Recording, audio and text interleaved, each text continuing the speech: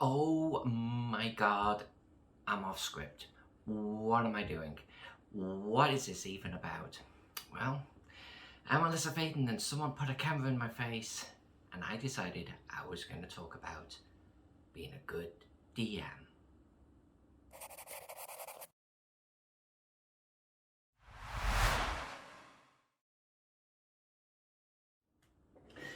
Okay, so some of you know me, some of you don't. I'm pretty active on social media, which is kind of weird. It's kind of unusual because I come from an era where there was no social media, okay? And I was a little bit of a wallflower as a kid. I was the geek nerd at school, and this story is kind of related to that. But I am now on social media, pretty active, and through my mapping work, through my cartography work for the tabletop RPG industry, I've actually been a guest to several conventions. I love going to conventions, and I think it was Gary Con might have been my first convention I ever went to. No, maybe Game Hall. Both are awesome. But it was at those conventions where I looked around and I was like, these are my peeps. These are my people. This is my crowd that I want to run with. You know what I mean? And it was the first time in decades. By the way, these videos are going to age me a lot. I'm just going to accept it. But it was a profound feeling for me of like, this is the world I want to be in, surrounded by fellow tabletop RPG gamers. And there's a point to why I'm saying this, okay? It's because I've had this real passion my entire life for tabletop games. Like, my entire life, I've been playing since the early 80s. And that's not a weird flex, by the way. I think it's a way of me trying to say, this is who I am as a person.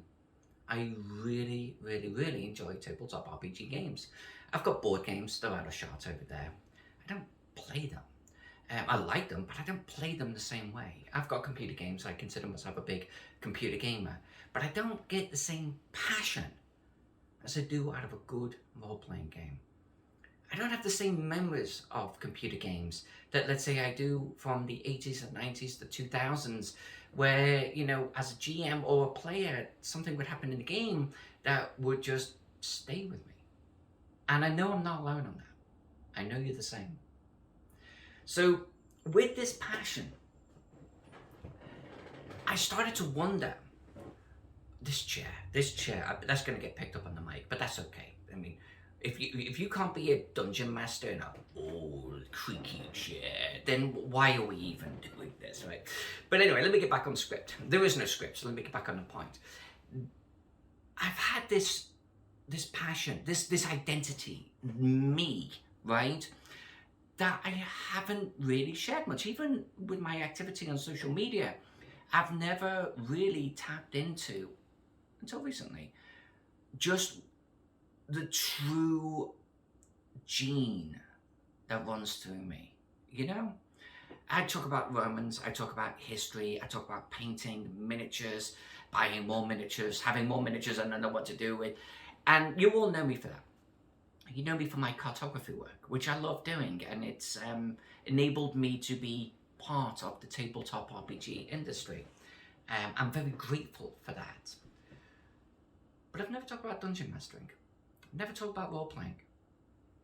And I'm going to start changing that. Because I realized I actually have a lot to say on it. And I have a lot to say on it because I've been doing it for 40 years. There's the aging thing. Ding. But I also felt like I've actually got a lot to say on it. I'm in several groups, Facebook groups, where people will drop in a dungeon master or a player, and they will pose a question, and it's not rules related. It's talking about the dynamic of the social group at the table. It's talking about, hints and tips for being a better dungeon master or how to handle a certain situation.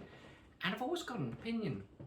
And I feel like my opinion is a fair one, whether you agree with it or not. I feel like it is forged on the anvil of 40 years. And it dawned on me a short while ago that I want to share my opinion with you. So I'm hoping that in this series, I can put onto the table my highs and lows across many different games of dungeon mastering, but dungeon mastering. I'm going to call it refereeing because let's be a little bit more system agnostic.